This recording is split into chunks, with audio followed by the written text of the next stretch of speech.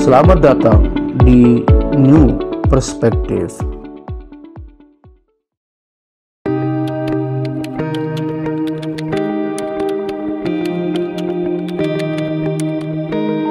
Ini adalah dari keynote speaker kita, Tuan Guru Bajang, Dr. Muhammad Zainul Majdi MA, Gubernur NTB 2 periode tahun 2008 dan 2018, Ketua Umum PB NWDI. Kepada beliau kami persilahkan.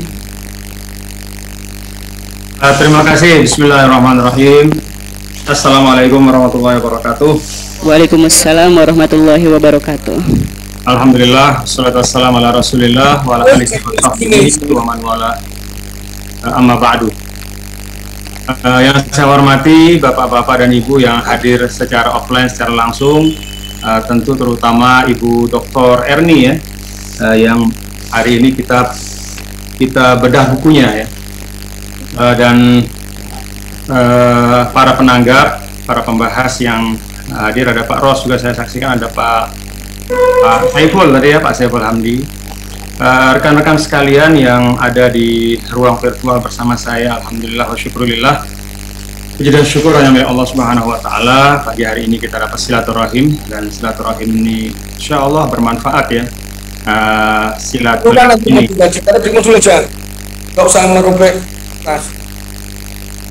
ya, silatul ilmi, dan topiknya menarik menurut saya ya.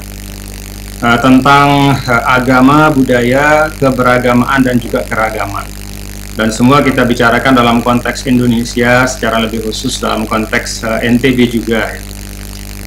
Saya ingin langsung saja beberapa poin. Saya pikir tadi yang beliau sampaikan itu banyak hal-hal yang menarik ya.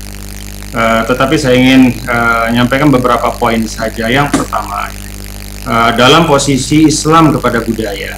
Islam kepada budaya itu seperti apa? Jadi Islam kepada budaya itu sederhananya ada 3 posisi. Yang pertama eliminasi, yang kedua koreksi, dan yang ketiga afirmasi. Eliminasi adalah ketika budaya yang ada itu nyata-nyata bertentangan dengan nilai-nilai keluhuran, ya, nilai-nilai keluhuran yang terdapat di dalam ajaran agama Islam.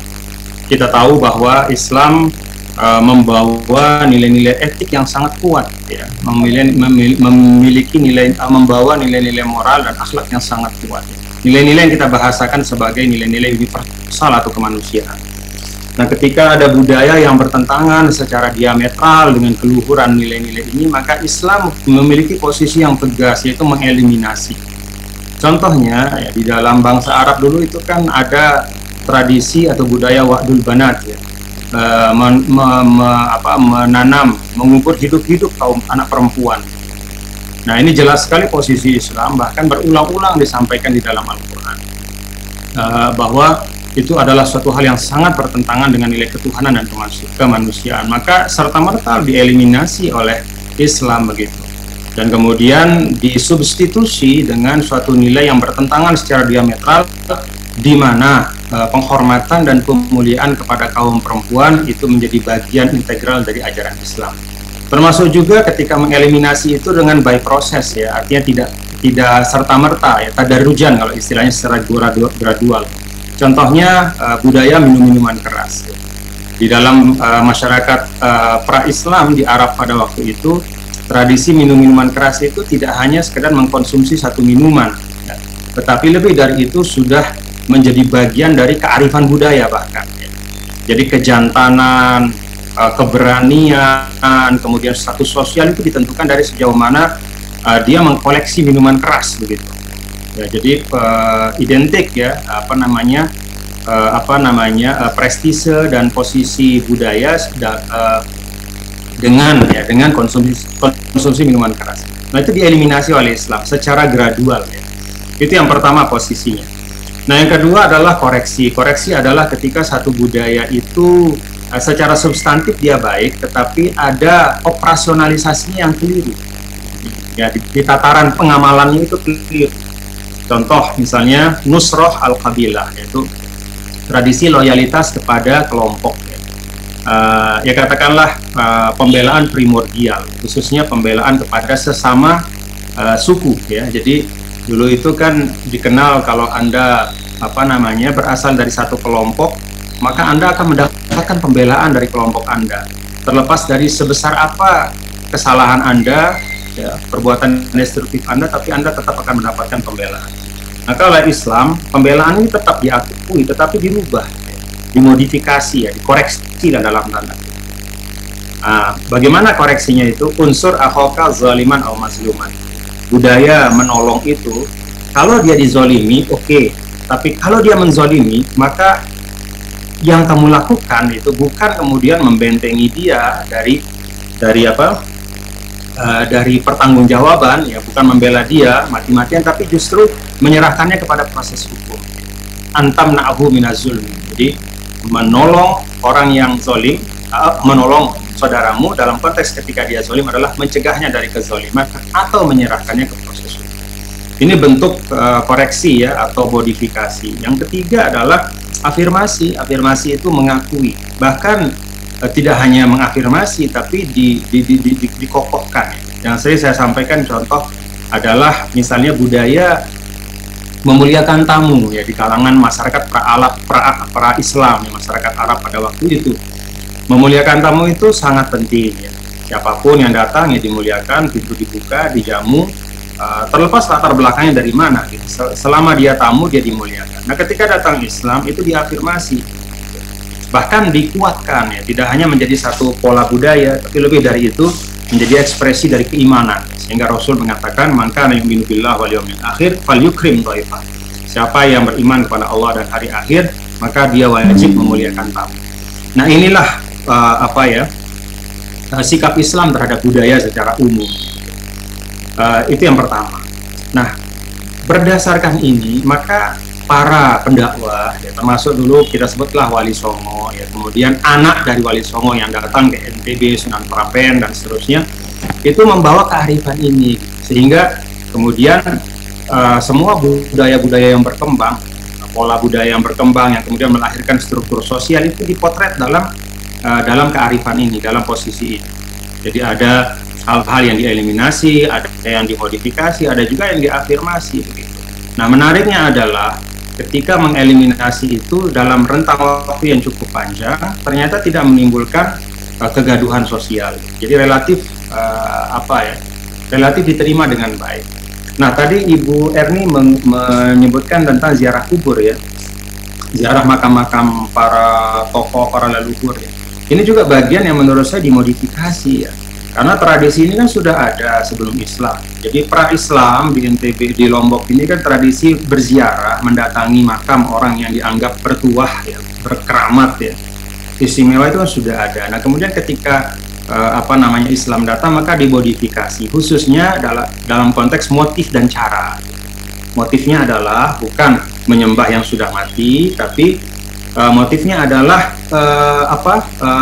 bersyukur, ya, bagian dari kesyukuran, gitu, bahwa kita hari ini ada karena kontribusi dari orang-orang terdahulu, ya, termasuk guru-guru kita dan orang-orang terpandang yang dulu telah menanamkan nilai-nilai baik itu. Jadi konteksnya adalah bersyukur, bukan beribadah. Nah, kemudian caranya juga tidak keluar dari adab dan akhlak yang diajarkan oleh Islam. Nah, ini satu contoh, ya, bagaimana ketika Islam masuk, dia bisa memuatkan, ya, keluhuran-keluhuran di dalam apa yang sudah menjadi pola budaya di tengah masyarakat. Nah, ini tentang Islam dan budaya. Kemudian yang kedua, tadi Bu Erni menyampaikan tentang hal-hal yang terkait apa sih peran agama di ruang publik. Saya ingin sederhana saja hubungan antara agama dengan negara. Kalau saya sih punya keyakinan, ya, bahwa kalau tidak ada sentimen keagamaan,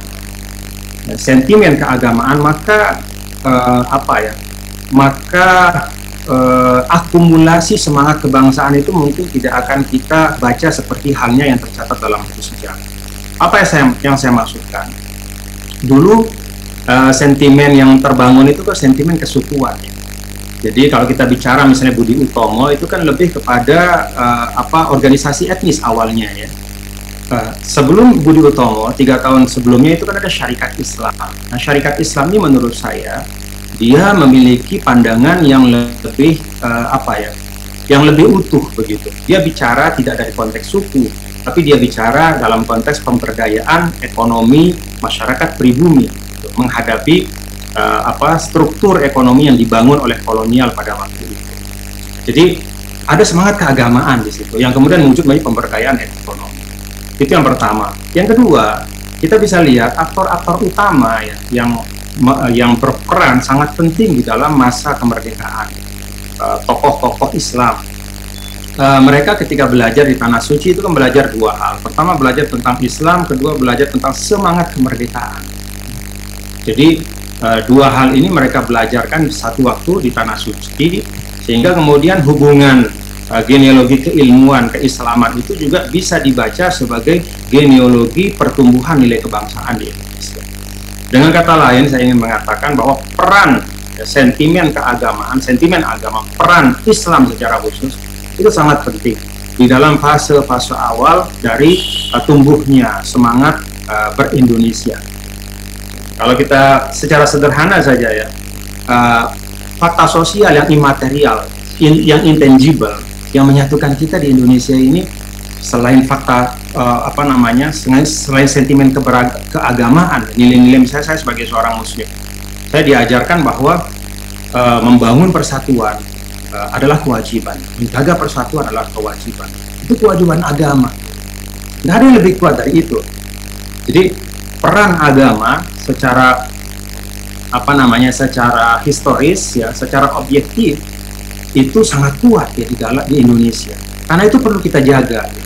Sehingga narasi-narasi yang berupaya ya, ujungnya itu meminggirkan peran agama, menurut saya harus kita hadapi. Tidak bisa kita kita terima ya. Karena apa? Karena sebagaimana sentimen keagamaan itu menjadi buhul, menjadi pengikat dalam buhul keindonesiaan dari masa awal, maka menguraikan ikatan ini, memotongnya, itu juga bisa menjadi awal dari pecahnya kita atau lepasnya semangat-semangat kebangsaan. Itu menurut saya ya, antara keislaman dan kebangsaan. Karena itu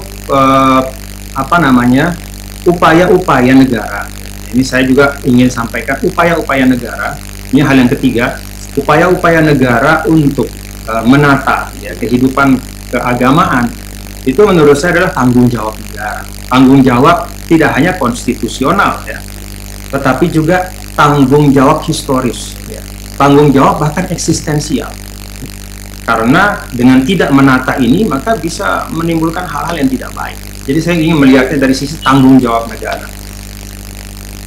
Karena itu semua produk-produk dari negara yang terkait dengan penataan kehidupan keagamaan di ruang publik bisa kita exercise, bisa kita kritisi, ya, tapi kita jangan a priori.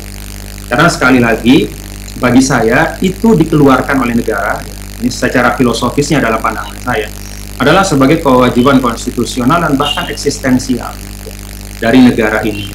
Karena sekali lagi fakta sosial imaterial yang paling sentral dalam kehidupan kita di Indonesia itu adalah agama. Nah, karena itu tadi yang disampaikan oleh Ibu Erni, saya setuju sebagiannya, tapi sebagian lagi saya boleh kritisi ya, bahwa kita di dalam melihat ya peran agama di ruang publik itu tidak boleh hanya dari satu sisi ekses, dampak ya, atau anomali atau abnormalitas ya. Hal-hal yang baru terjadi yang mengganggu kita. Tapi mari kita lihat agama sebagai satu faktor yang memang selama ini menyatukan kita. Minimal bagi umat Islam, bagi saya dan kita semua, ini kewajiban keagamaan menjaga Indonesia. Nah, karena itu hal-hal yang terkait dengan ekspresi beragama di ruang publik yang kemudian menyebabkan keresahan sosial, yang menyebabkan bahkan katakanlah konflik, menyebabkan kekerasan, itu tidak boleh dipandang sebagai wajah wajah keberagamaan kita di Indonesia. Wajah keberagamaan kita di Indonesia itu sesungguhnya menurut saya itu wajah yang patut kita syukuri. Jadi bahkan akhir-akhir ini banyak pihak di negara-negara Arab yang khusus datang ke Indonesia untuk belajar tentang keberagamaan di Indonesia, tentang berislam secara khusus di Indonesia yang mampu menjadikan moderatisme itu sebagai mainstream. Dalam puluhan tahun, rezim boleh berganti, ekonomi bisa naik turun, ya, dan seterusnya, tapi moderatisme beragama itu tetap menjadi backbone dari per-Indonesia. Nah, ini mereka ingin pelajari itu. Karena itu saya ingin sampaikan kita perlu mengapresiasi keberagaman yang hadir di ruang publik, hal-hal yang sifatnya abnormal, hal-hal yang sifatnya katakanlah ekstrim, yaitu itu menurut saya adalah istisnaat, ya, satu eksepsi lah, katakan pengecualian, ya, dari ekspresi kita, dari alur beragama kita yang sesungguhnya menurut saya patut untuk kita jaga, kita pelihara, dan kita. Yang terakhir, satu hal yang menurut saya juga penting adalah kan ini kita bicara tentang sosiologi, ya, bagaimana apa yang kita lakukan dan bagaimana kita melakukannya, kan itu sebenarnya budaya, ya. Apa yang kita lakukan, bagaimana kita melakukan, dan itu kemudian bisa membentuk katakanlah struktur sosial, ya, dari pola budaya itu bisa tumbuh struktur sosial dan seterusnya. Menurut saya yang penting adalah, salah satu yang penting sekarang adalah secara kolektif, ya, kita jaga dan kita letakkan, ya, agama di Indonesia ini sesuai dengan kesepakatan Founding Fathers, ketuhanan yang Maha Esa di tempat yang sangat mulia, dan kita jauhkan diri, ya, kita secara bersama-sama kita membangun kesadaran bahwa menjaga agama itu adalah bagian dari menjaga Indonesia, sehingga hal-hal yang sifatnya, mohon maaf, ya, agama fobia, lebih khusus misalnya Islamofobia, itu menurut saya satu fenomena yang sangat destruktif, ya. Agama fobia ataupun Islamofobia. Jadi sebagaimana juga ada ekspresi-ekspresi dari orang beragama yang beda dengan nilai agama di dalam Islam, demikian pula di agama-agama yang lain, gitu, yang berwujud pada kekerasan, yang merugikan orang dan seterusnya, itu ada, ya, dan itu sekali lagi kita tangkap, ya, kita lihat sebagai satu dinamika, ya. Tapi pada ujungnya kita tetap harus untuk kepentingan kita di Indonesia, kepentingan eksistensi kita sebagai bangsa Indonesia yang satu ini, kita harus tetap meletakkan agama di tempat yang paling mulia di dalam struktur sosial kita, di dalam pola budaya. Terima kasih. Saya kembalikan kepada bapak-bapak dan ibu. Mohon maaf kalau ada kekeliruan, kalau ada kekhilafan. Terima kasih Bu Erni atas sharing ilmunya pada pagi hari ini. Wallahu muwaffiq wal hadi ila sabilir rasyad. Assalamualaikum warahmatullahi wabarakatuh.